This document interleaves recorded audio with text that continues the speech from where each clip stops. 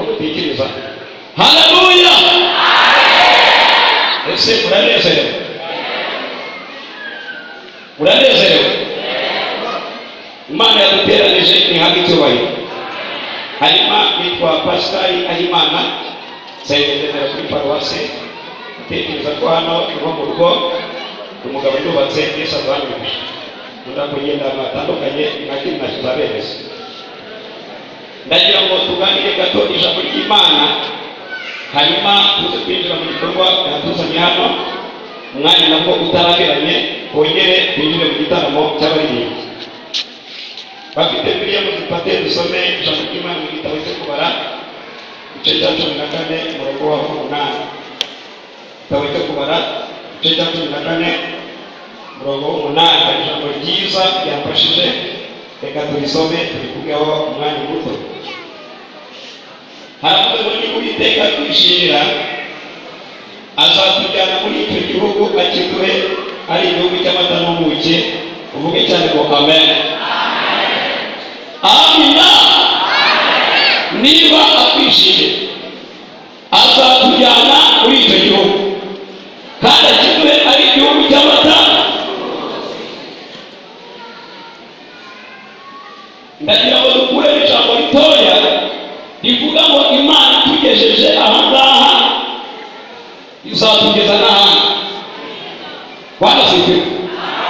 Ndagira ngo tuvuge ko tugeze ahangaha hari ahandi Imana tubaye, kandi aho yatuvanye n'ahandi ngo nawe urahibuka.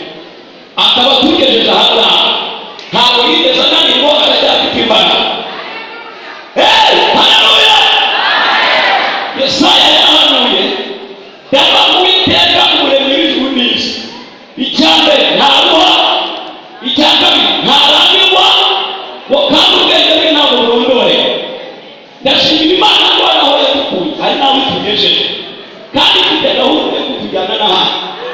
Dusabye amashyi n'iterero ry'abera. Aho mutagira amashyi.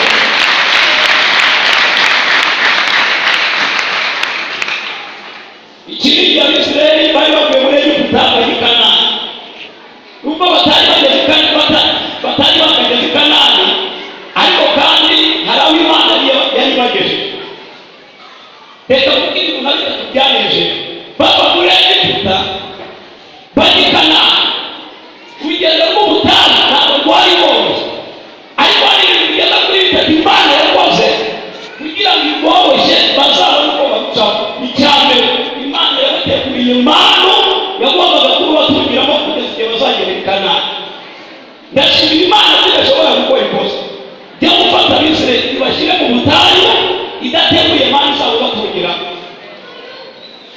Ijambo rya kabiri, mu butayu nta mazi yahaba, ariko ngo hari igitare cyabakurikirana aho bajyaga hose.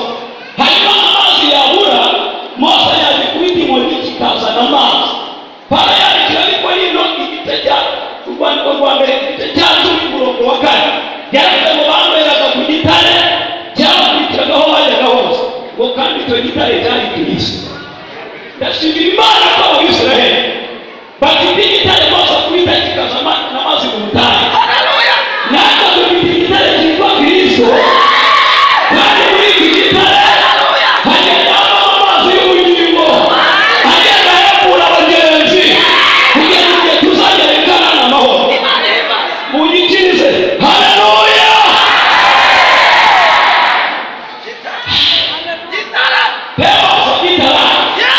Iki gitare cyari Kristo we. Kandi natwe babwira akantu keza, iyo batagikubise inkoni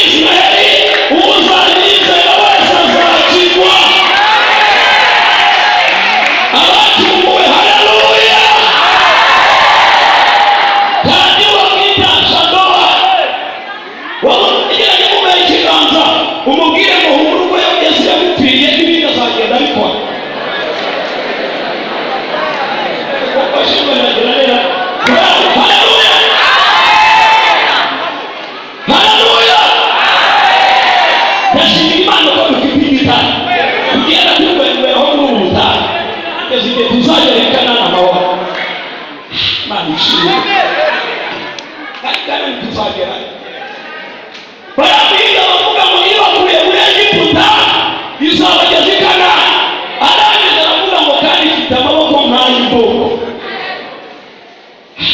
ijambo rya gatatu bari bafite inkingi y'igicu yabagenda imbere yahagarara bagahagarara yagenda bakagenda mu butayu barashobora cyane inkingi yabatwikiraga ikabarinda